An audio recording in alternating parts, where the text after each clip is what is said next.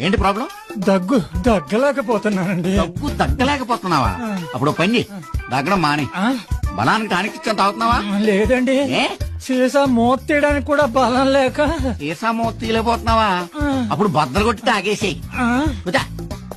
ఏంటండి ప్రాబ్లం ఏంటి? ఒళ్ళంతా దురదలండి. చేతులై గోల్డ్ బాగా పెంచు. ఎందుకండి? గోక్కోడానికి.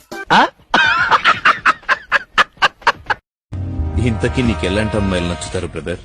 అందం ఉండే అమ్మాయికి తెలివి అక్కర్లా, తెలివి ఉండే అమ్మాయికి అందం అక్కర్లా, రెండు ఉండే అమ్మాయికి మనం అక్కర్లా. బూతులు వెలిగించే ముందు వాయిలెన్స్ అవసరమా నాన్న? ఈ పండగ చేసుకుంటుందే ఓ రాక్షసుని చంపినందుకురా. ఈ రోజు నీలో రాక్షసుని బయట పెట్టి నీకు దుబ్బి దుబ్బి చేశాక దీపావళి చేసుకుందాం. ఇంటి మేడ మీద కాలుతావు, రోడ్డు మీద కాలుతావా? గాల్లో కాలుస్తావు. నేను పక్కన మేడ మీద వర్షం పడింది, వాళ్ళ మేడ మేఘానికి నచ్చుంటది.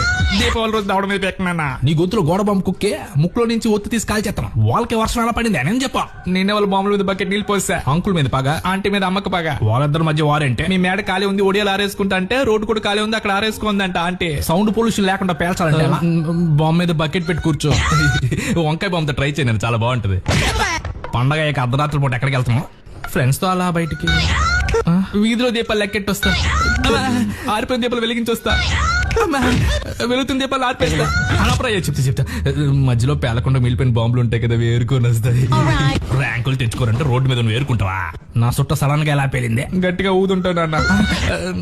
అమ్మాయి నాకు నీ సుట్టకి సేమట పాకే సుట్టిమ్మంది. సేమట పాకాయకి అంత సౌండ్ రాదే, ముజే మాలూమ్ నయ్యి నాన్న. ఈ ముష్టి మిషన్ కి నా మొలతాడు చుట్ట సేమట పాకాయకి అంత సౌండ్ రాదని నీ చుట్టకి లక్ష్మీ బాంబు చుట్టానన్న. పండక్కి నన్ను ఎక్కడికి తీసుకెళ్తావా? నేను ఎక్కడ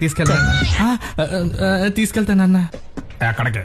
రాత్రిపూట బాంబులు వేయడానికి. ఓహో, నీ ఒత్తిని వెలిగిస్తా.